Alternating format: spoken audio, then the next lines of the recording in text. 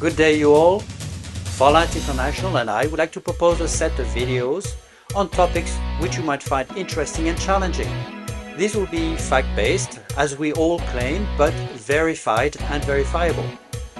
Driven by science, but excluding the sponsored or biased portions. With logic, we'll be able to validate some of the selected facts and science. A clear, all-encompassing vision is always necessary to bring some alternative perspectives. And a twist of creativity will be used as we propose some innovative solutions. Pharlight International is involved in business development, in consulting and creative ventures through books, articles, and music. You will be challenged. Today's question is exercise. Is it useful? Does it make us healthy? As a former international athlete, that question was always on the back of my mind. Does sport bring anything to society? Does it make the world progress? And even continuing swimming, jogging, doing weights, does that bring any value? Wouldn't it be better to sit on a sofa, reading a book and relaxing? That is a real scientific question. Which benefit, if any, does jogging bring? And certainly, if it brings benefits, what happens within our bodies? Does it make us healthier, better? To answer these questions, we must look at three aspects. The first obvious is what is health? And what reduces health as we age? And even could we postpone this aging process?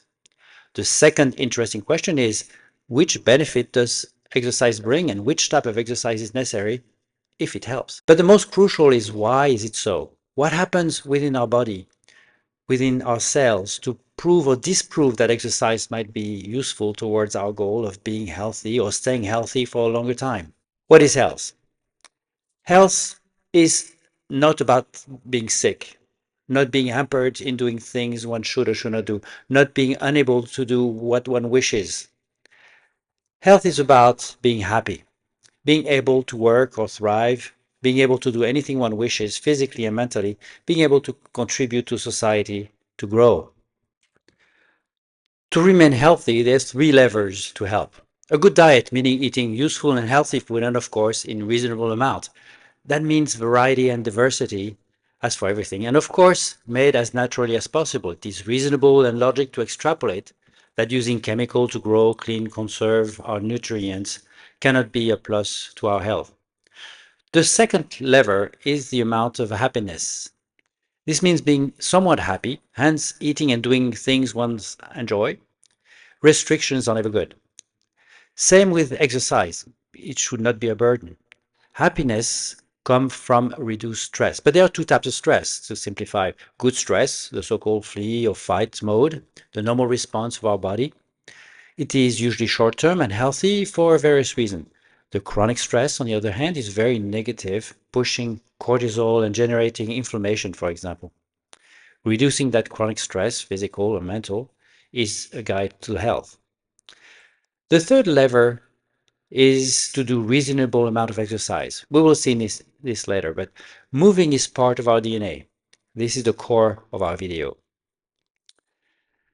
Diet, exercise, happiness increase health potential, which will hold benefits and influence the body's ability to adapt, fight disease through reinforced immune system, timely usage of hormones which control our bodies. All other tend to affect our health. Things which our bodies are not meant to handle, such as sedentarity, chronic stress from either long-term exposure to environmental, chemical, or processed food, as well as moral stress from bad habits or social pressures. This leads to obesity, overconsumption of addictive food or drugs, or simply medication, usually meant to solve one ailment while creating numerous side effects. In fact, most societies never had a health goal or even a Ministry of Health. They typically have a Ministry of Medication and a focus on lucrative treatment favoring the whole chain of so-called health managers, from doctors to health authorities to pharmaceutical companies or health industries. But that is another topic.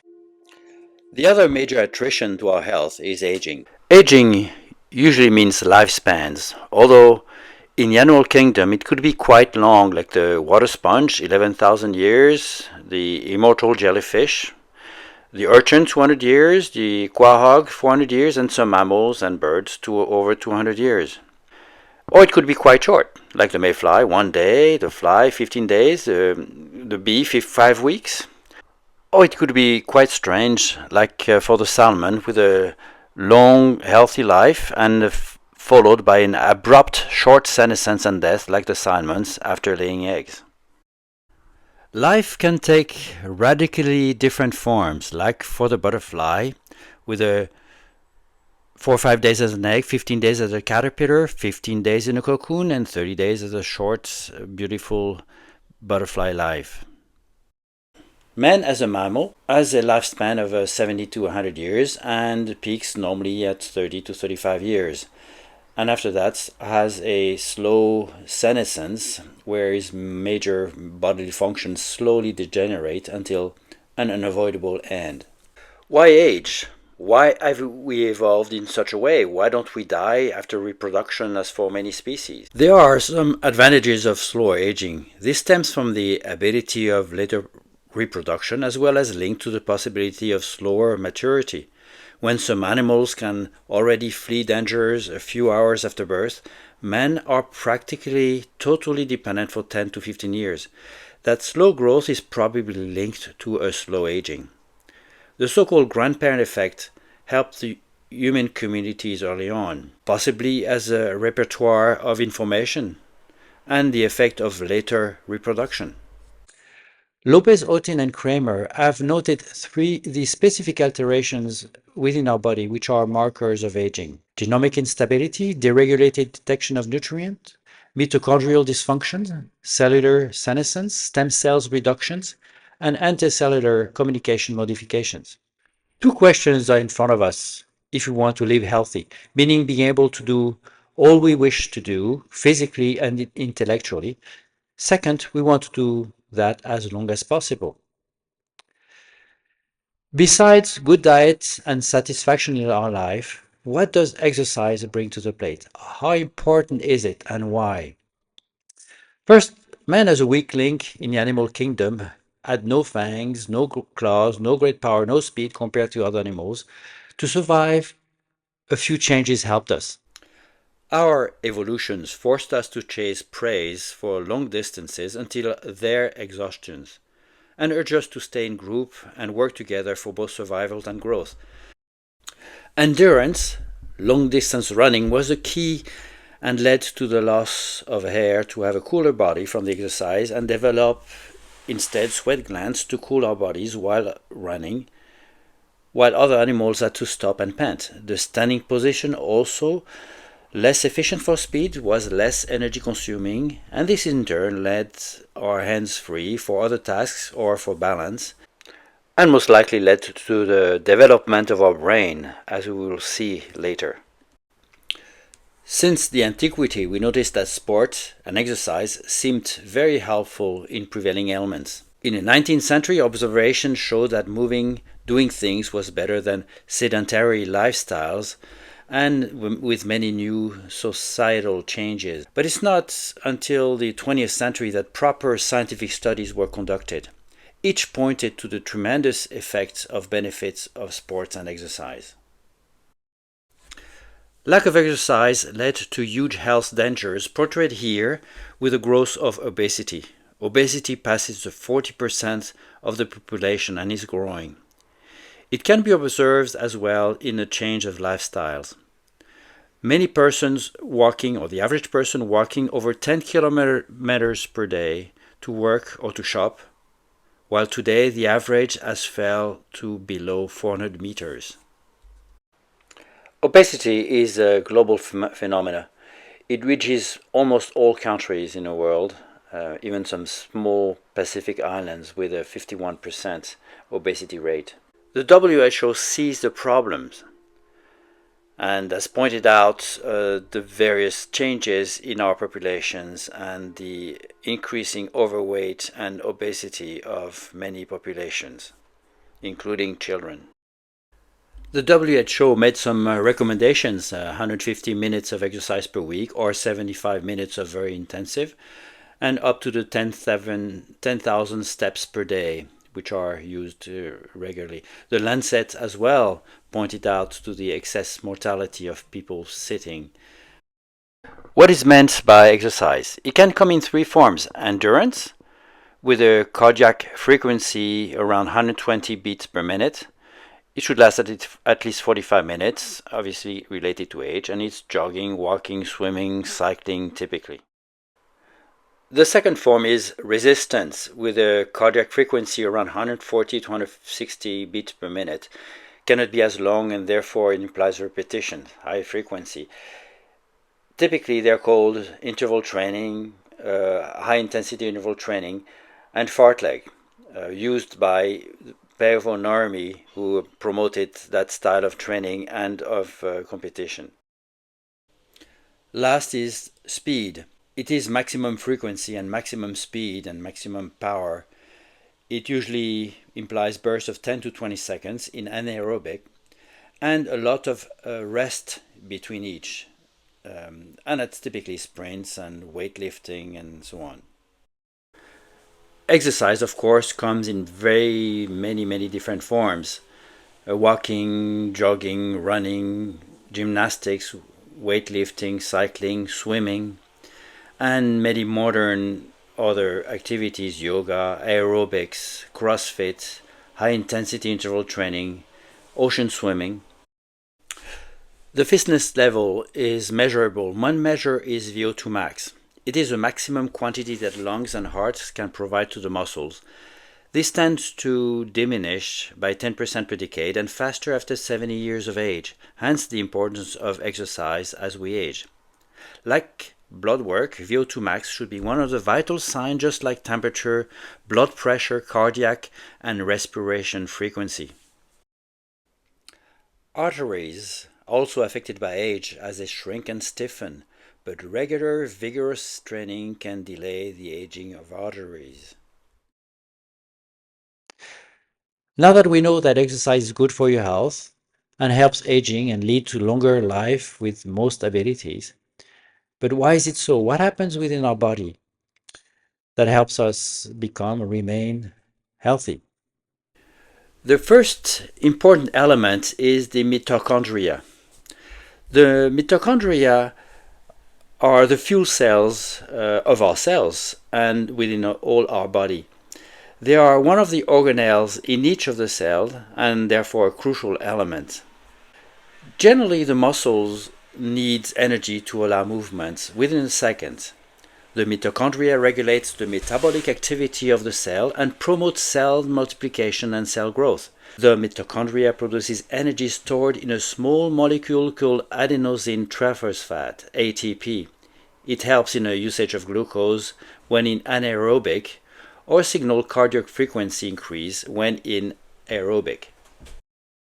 Clearly, the mitochondria increase in number through exercise stimulation. BGC1, which is crucial to keep metabolic balance under harsh conditions, prevent chronic disease such as skeletal muscle atrophy, heart failure, obesity, diabetes, hepatic steatosis. Regular, intense exercise can generate doubling of mitochondria, especially on utilized muscles. We see here the benefit of intense, hence interval training or high-intensity exercises. The second is the muscles. The muscles come in different flavors: red, pale, or white. Red fibers are for endurance and contain a lot of mitochondria.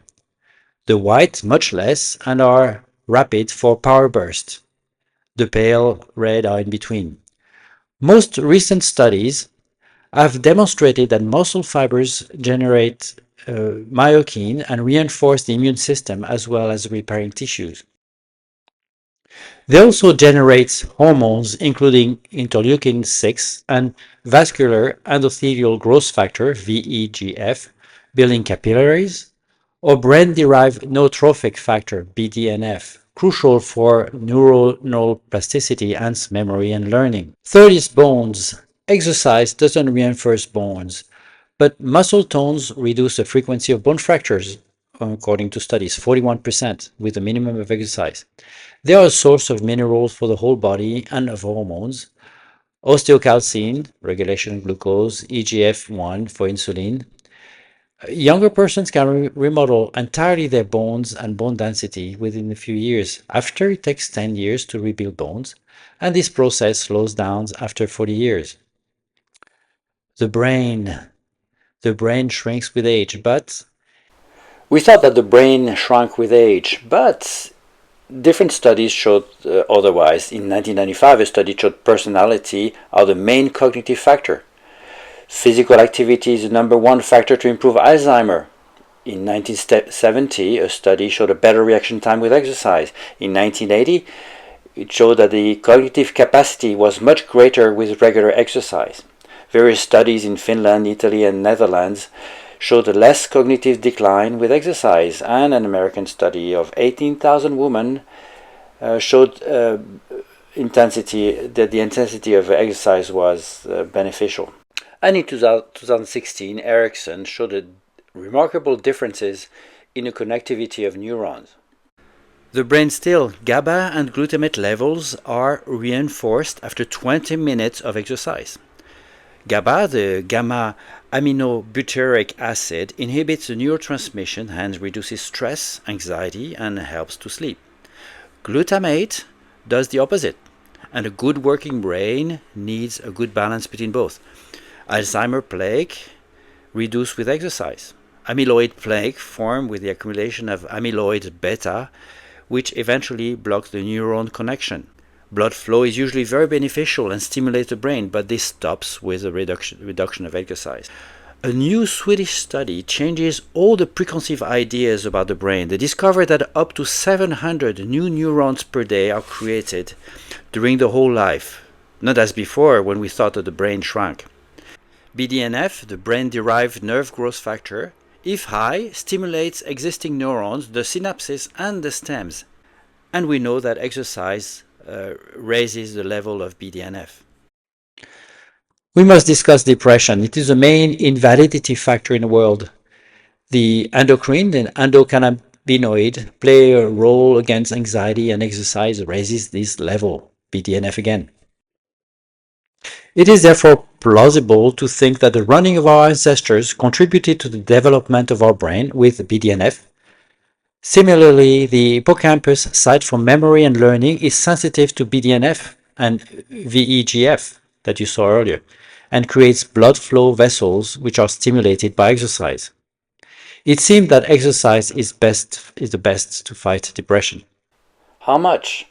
A minimum of 3 times 45 minutes per week, and better 5 times 60 minutes will be very beneficial for depression. Very surprisingly, exercise seems to speed digestions and the reduction of stomach and colon cancers. Diversity is important, and exercise seems to increase that diversity for some reason, even with the same diet. The diversity of our microbiome is important, and it increases with exercise, even with the same diet. Immune systems, of course, is impacted by exercise. Exercise improves the immune system. That includes the production of cytokine, a chain reaction of T and B cells, the lymphocytes. Daily activities of 20 minutes is enough, but every day. When overweight, visceral fat creates chronic inflammation, insulin resistance.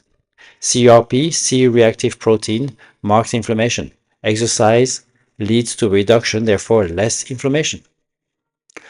Older cyclists had more T cells than younger cyclists. Exercise attenuates chronic inflammation, hence the suppression of inflammation, including interleukin 6 again. Cancers of all type is a big issue. A study of 1.4 million people showed a 20% reduction in cancer with regular exercise, or a 20 to 30% reduction in breast cancers with intensive daily exercise of 60 minutes. For women on top of that, exercise reduces fat, which produces cancer-causing estrogens. Exercise increases chances of survival if you have a treatment. Vigorous and regular exercise improve quality of life, survival, and effectiveness of chemotherapy. Obesity, in both cases, has a direct effect on cancer. The telomeres are the end part of the DNA sequence that repeats many times, TTAGGG or AATCCC. And what are they for? If too short, 80% increase in cardiovascular risk. If there's no more telomeres, the cell dies. At birth, we have 10,000 pairs of telomeres at the end of the DNA cells, and only 7,500 at 35 years old, and 4,800 at 65. Tucker's study of 6,000 adults showed that those who exercise had longer telomeres, corresponding to 9 years of extra life. For what? Telomeres are the enzyme responsible for maintenance of the length of the telomeres. Telomerase is stimulated by exercise, reduction of inflammation, and reduces oxidative stress. Eventually, this telomerase induces cancers as the cells do not die. But that from exercise seems to be short-lived, while the telomerase for the cancer cells is permanent. And that makes the difference, apparently.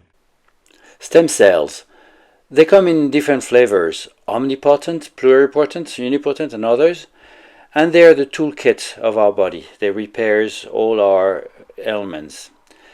They typically contain in the spinal cord, but they are present in all organs. They seem to be stimulated by intensive exercise and a peak in the blood for 15 minutes. It's been shown that older mice who exercise have more stem cells than younger mice who do not. Now that we know that exercise is good for our health, the question remains, is it a chemical or biological process?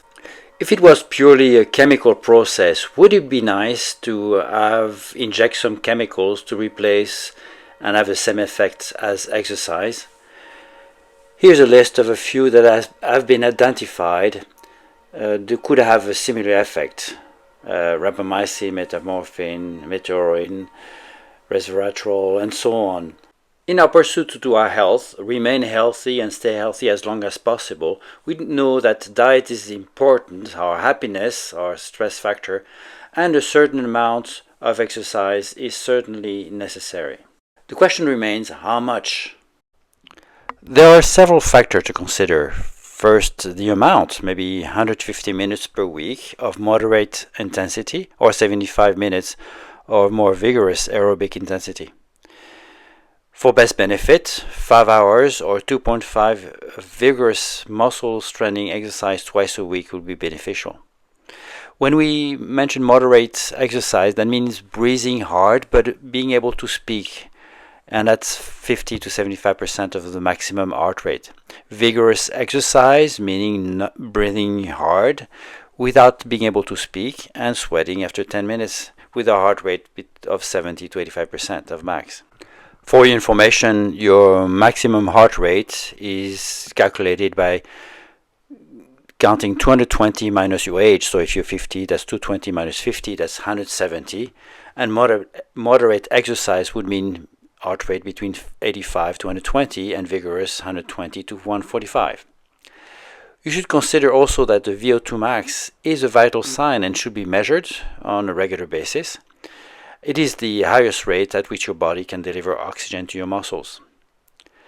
An important question as well is, how fast do you lose it? 1 week of inactivity and you lose your cardiovascular fitness, and 2 weeks your muscle power.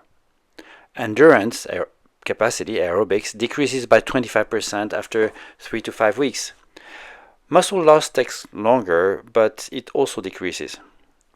However, what you have gained over time, you will have effects for many years. However, you do lose your aerobic capacity. You lose on other front as well, like blood pressure, cholesterol, and blood sugar. You should consider interval training or HIIT. The Wingate protocol of the 70 was 30 seconds of a hard, intense exercise of effort and 4 minutes of rest. Doing that 4 to 6 times and repeating that 3 times per week, and that was deemed sufficient. Fitness and fat are related, but obesity reduces your physical fitness in general. BMI is a good measurement for most. However, remember that muscle weighs more than fat. There's some risk of exercising, and 26 conditions were reviewed which indicated so far no contraindication. When is it harmful? Some studies show that people doing 10 times more the recommended level that we mentioned earlier had no evidence of harm. Certain harmful biomarkers are elevated at the end of the marathon, for example. However, these are transient. A 2012 analysis of 10,000 marathon runners showed lower risk of cardiac arrest and sudden death.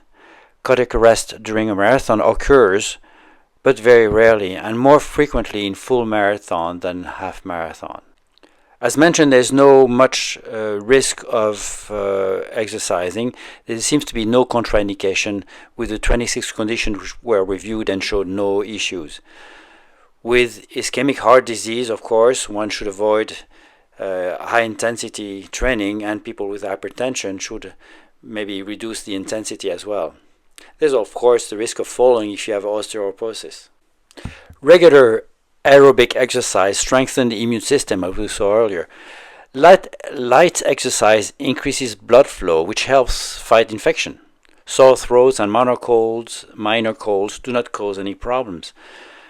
If you have a high temperature and chest congestions are probably not so good for intensive exercise.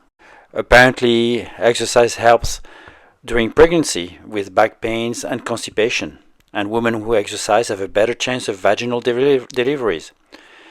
And apparently that reduces the risk of the newborn having heart defects as well. During menopause, it reduces apparently hot flashes, insomnia, and depression. You should keep in mind that you can get cramps, and they do not come from dehydration or from nerve compressions, from insufficient blood flow, or magnesium, potassium, sodium imbalances, as we thought previously. Lately, it is thought to be the overuse communication between nerves and muscles. The spinal cord tells the muscles to keep contracting. Sore muscles do happen after exercise. It is called delayed onset muscle soreness, DOMS. This comes from the muscle lengthening as it contracts. It is actually a small muscle tear. We have to understand fat and exercise. The subcutaneous fat, the one under the skin, is harmless. Visceral fat in our organs can secrete biochemicals that increase inflammation and insulin resistance. There's also brown fat, which is generally good because it creates heat, and children have more brown fat than adults. But exercise tends to turn white fat into brown. Irisin produced in working muscles contribute to this process. Losing weight and exercise is controversial. It takes a lot of exercise to lose weight. In theory, if you burn more calories than you eat, you lose weight. Walking at a good pace for an hour burns 255 calories. It's a good slice of bread. So it must be combined with a diet. Caffeine also improves performance. Yes, caffeine increases maximum oxygen capacity and improves speed and power during runs. High doses, 5 to 13 milligrams per kilo of body weight, have a strong effect. Exercise also improves the vision. It reduces glaucoma, cataracts, and AMD, age-related macular degeneration, and again, thanks to BDNF. Exercise isn't that great for the teeth. Apparently, exercise changes the alkaline level of the saliva and promotes tooth decay, and athletes appear to have more tooth decay than non-athletes. Okay, now, so what do we do? Diet is important, happiness as well, and exercise seems to be a very important factor to our health and a long, healthy life. In summary, and to conclude, what are the takeaways of this information? First, our body heals itself, and exercise helps. Many illnesses are curable with proper exercise. And exercise is in our gene. We showed that in our report. Exercise is necessary, but sufficiently and in different forms. We will still get old, but maybe in a longer, more productive and efficient form. Less of a burden to society and family. With this, we hope you have enjoyed these questions, and we provided some answers and some solutions on what to do and what to do in the future.